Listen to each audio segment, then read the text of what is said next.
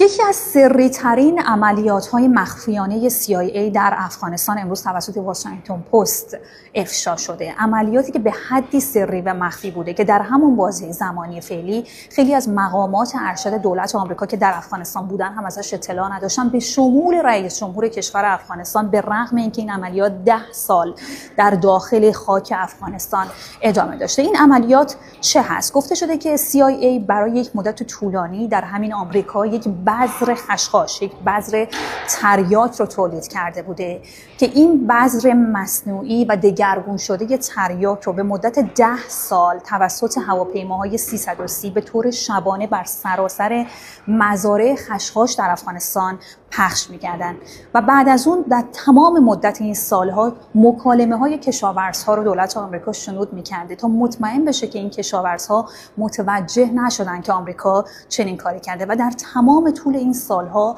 این خشخاش‌ها و این هروئین هایی که در افغانستان تولید شده با مورفین بسیار کم و به نوعی خشخاش و تریاک مصنوعی گفته میشه. میگن این هزینه‌ای که این عملیات داشته برای دولت آمریکا 9 میلیارد دلار بوده و در پایان هم به دلیل هزینه بالایی که داشته متوقف شده.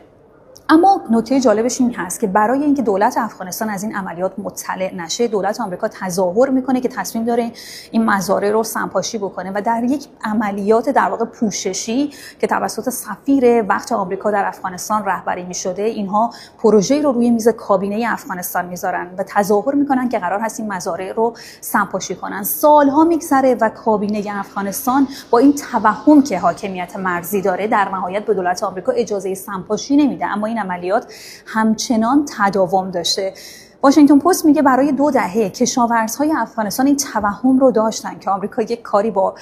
تریاک‌ها و خشخاش‌های اونها کرده و حالا افشای این گزارش امروز تمامی اون شواهد و تمامی اون شبهات رو به گفته واشنگتن پست در واقع تایید میکنه و از یکی از مخفی ترین و طولانی ترین عملیات‌های CIA در افغانستان پرده برمی‌داره.